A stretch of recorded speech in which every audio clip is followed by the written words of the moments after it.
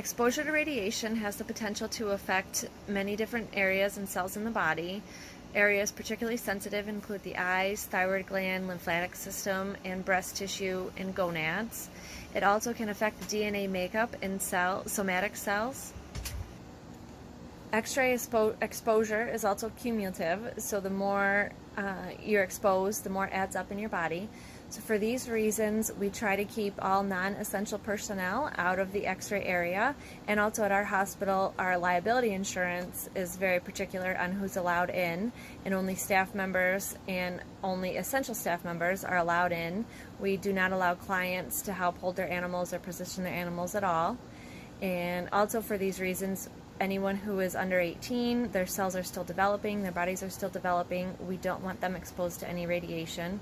And exposure to radiation can have effects on a developing fetus depending on the levels of the radiation. Especially in the first trimester, fetuses are at risk for miscarriage, growth retardation, or birth defect. When taking x-rays, no person, whether they're wearing their protective gear or not, should be exposed to the primary beam. That's where the strongest radiation is, and even wearing protective lead gloves, that only protects from 25% of the radiation, so you're still exposed to about 75% of that radiation. Since exposure is cumulative, we try to get the x-rays done in as few shots as possible. And this is also to the x-ray personnel's benefit, but also to the patient's benefit, because they can have the same effects on their bodies as we do. So we try to take as few shots as possible. So now we're going to examine our personal protective equipment. We've got our apron, our gloves, our thyroid shield, and our cap. And you want to do this ideally every time before you use your equipment to make sure there's no holes. So there's no holes in the lead, so none of the radiation can pass through. So you want to check the front all over. And then you can also check the back. Make sure. And our thyroid shield is intact as well.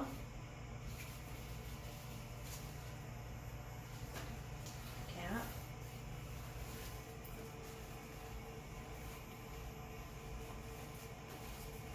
And lastly, our gloves. This one does have a rip in the outside fabric, but inside the lead is still intact.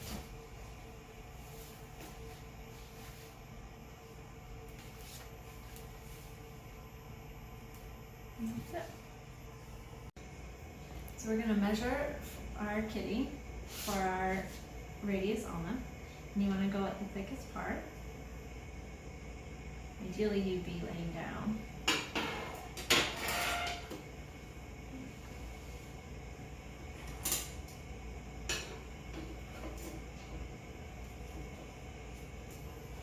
We get 4 centimeters. So we're going to want to try to center the beam over the midshaft of the radius and ulna. And then collimating, ideally he would have his arm all the way extended. And you want the beam to go proximal to his elbow and distal to his carpus.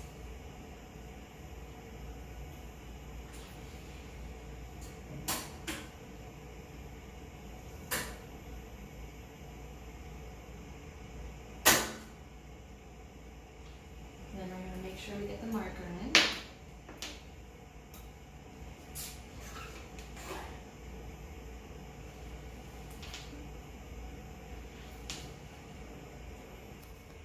And then take the x-ray.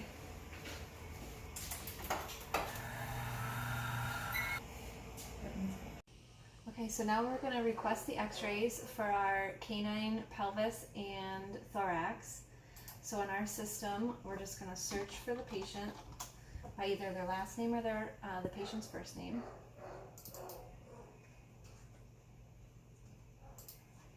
And then this is the client, so we need to pick the actual patient.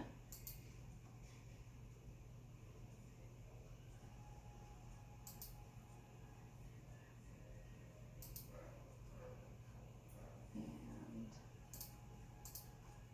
here's where we can put in what type of x-rays we're taking. We pick a doctor.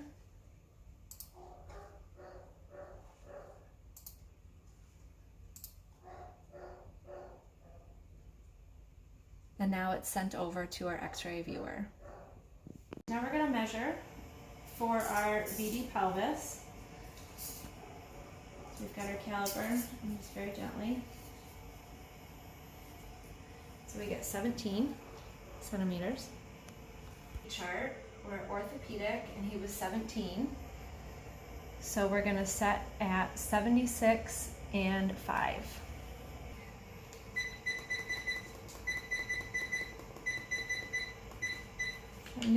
And 5.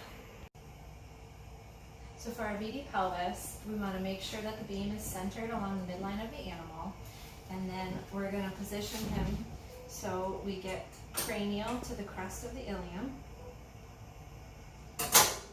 and distal to his patellas. And then our marker for OFA quality needs to be cranial to the pelvis. So for extended hip or OFA quality, you want to make sure that the patient's legs are fully extended, and then we'll bring their knees together as well for the shot. And now we're going to take our x-ray.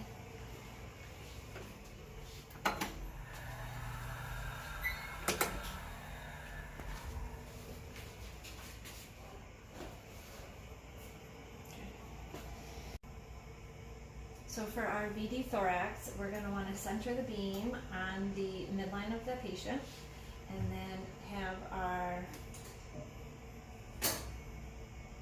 collimate to the cranial of the thoracic inlet, and we want to go caudal to the last lumbar vertebra.